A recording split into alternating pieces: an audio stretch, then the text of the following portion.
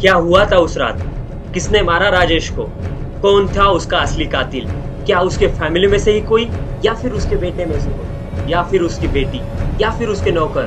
कौन था उसका असली कातिल? चलिए जानते हैं।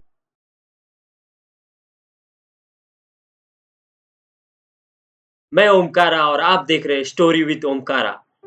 चलिए जानते हैं राजेश का कत्ल किसने किया। इससे पहले हमने देखा कि राजेश और उसकी फैमिली के बीच के रिश्ते के बारे में, ईगो, नफरत, दर्द, गुस्सा और मौत की असली वजह। और अगले ही दिन सुबह राजेश की लाश उसके कमरे में मिलती है, जिसे सबसे पहले देखा था उनकी नौकरानी उषा ने। पुलिस घर पहुंचती है, बॉडी फॉरेंसिक लैब भेज दी जाती है और राजेश का कमरा सील कर लिया जाता है। घर में एक अजीब सी खामोशी छाई हुई थी, जैसे सबके दिले में एक ही सवाल था, किसने मारा राजेश को? वहीं पे राजेश के रूम के बाहर एक सीसीटीवी था, जिसके अंदर सारी उस रात की सीसीटीवी फुटेज कैद हो चुकी थी। तो पुलिस ने उस सीसीटीवी की डाटा निकलवाया और वो डाटा के बेसिस पे सब लोगों को पूछताछ करने के लिए बुलाया। उस सीसीटीवी में सबसे पहले दिखाई देने वाला शख्स उस रात को जो राजेश के कमरे में गया, वो था उसका बड़ा बेटा संतोष। संतोष पहले बुलाया गया राजेश का बड़ा बेटा। पुलिस जानती थी उसका गुस्सा और उसे नशा करने की आदत है, और ये भी कि उसने कभी अपने बाप को मारने की प्लानिंग भी बनाई थी। संतोष को बुलाया गया और संतोष से अच्छे से पूछताछ की गई।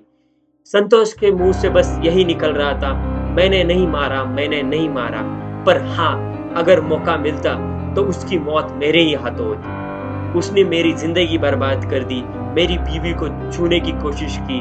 कौन बाप अपने बेटे के साथ और अपने बहू के साथ ये करता है? पुलिस पूछती रही, पर संतोष के मुंह से यही एक जवाब आ रहा था। फिर पुलिस ने जोर देके पूछा, तुमने राजेश को नहीं मारा तो उस रात उसके कमरे में क्या करने गए थे? संतोष बोलता है, नशे के लिए मेरे पास पैसे खत्म हो गए थे, तो मैं वही पैसे मांगने गया था और मुझे पैसे भी मिले।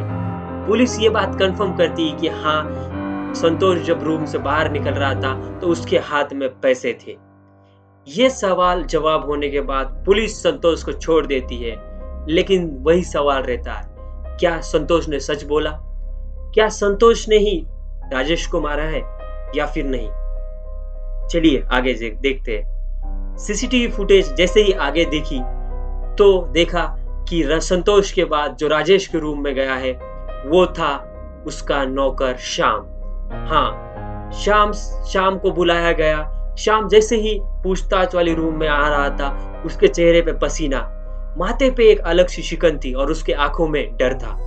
पुलिस ने पूछताछ शुरू की, राजेश ने जो तुम्हारी पत्नी के साथ किया है, उसके बाद तुम उसका खून कर सकते हो। श्याम ये सुनते ही उसके आंखों में एक अजीब सा डर आ गया था और उसका पूरा शरीर पसीने से लथपथ हो गया था। अचानक से श्याम रोने लगा, साहब, वो कमीना अच्छा हुआ मर गया, अगर जिंदा होता तो मैं ही मार देता। मेरी माँ की कसम, उसने जो मेरे बीवी के साथ हरकत करने की कोशिश की है, मैं उसके लिए उसे कभी नहीं छोड़ता।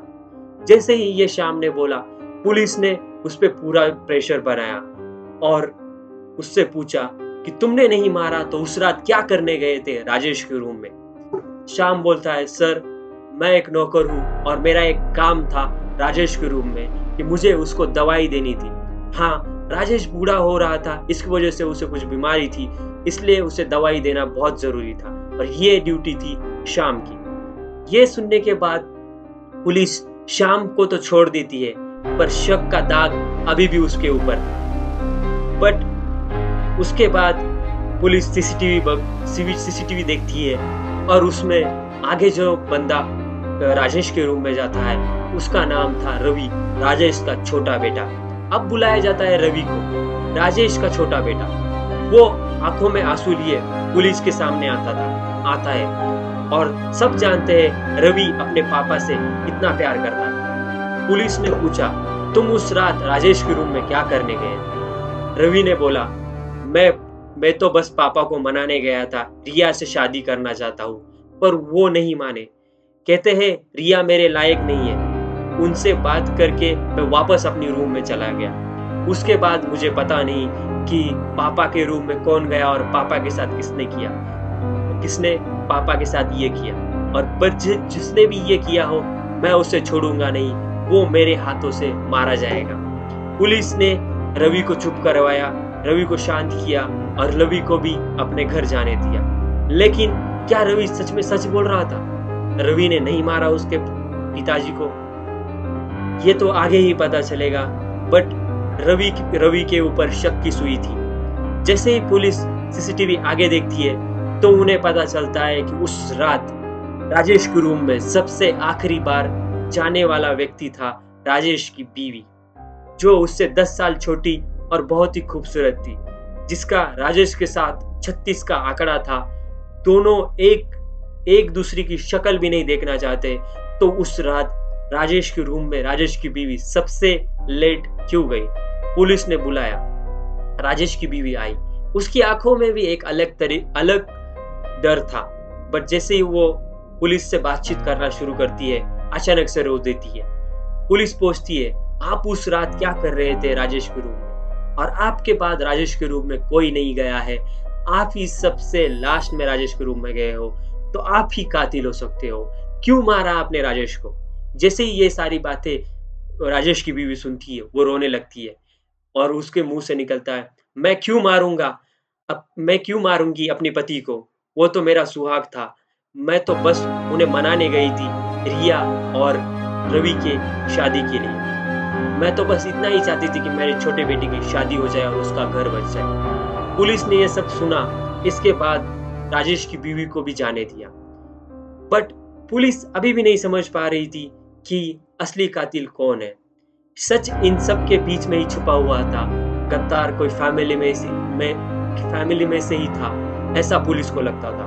तभी अचानक से फॉरेंसिक लैब से कॉल आता है। इंस्पेक्टर कॉल उठाता है और सब चुप हो जाते हैं। सर, राजेश के बॉडी पे जो घाव मिला है वो चाकू जैसा है, लेकिन उसके अंदर लोहा या फिर चाकू का कोई भी निशान या फिर कोई भी सबूत नहीं मिला है। और जो घाव है वो एकदम सटीक चाकू जैसा है और घाव के अंदर बहुत सारा पानी है। सब ये सुन के हैरान हो गए, आखिर घाव में पानी क्या कर रहा था? और अगर चाकू से मारा तो चाकू का कोई तो उसके अंदर सबूत मिलना चाहिए था। चाकू का सबूत भी नहीं मिला। पुलिस के लिए ये सब पहेली बन गई। घर के 4 लोग उस रात उसके कमरे में गए, पर किसी के पास हथियार नहीं था। सीसीटीवी में साफ पता चल रहा था। तो फिर किसने और कैसे मारा राजेश को? कुछ दिनों बाद राजेश का बिजनेस अब रवि संभाल रहा था और उसकी मौत के कुछ दिन पहले ही राजेश ने अपनी पूरी प्रॉपर्टी रवि के नाम पे की थी। क्या ये सब एक कोइंसिडेंस था या फिर इसके पीछे कुछ खौफनाक चीज? जानिए राजेश का कत्ल पार्ट 3 में। आज के लिए इतना ही। मैं ओमकारा, आप देख रहे हो स्टोरी विद ओमकारा। अगर स्टोरी पसंद आई तो चैनल को सब्सक्राइब करो, वीडियो को लाइक करो और जितना हो सके उतना शेयर करो। आज के लिए इतना ही। मिलते हैं अगले एपिसोड में। Stay tune for next video.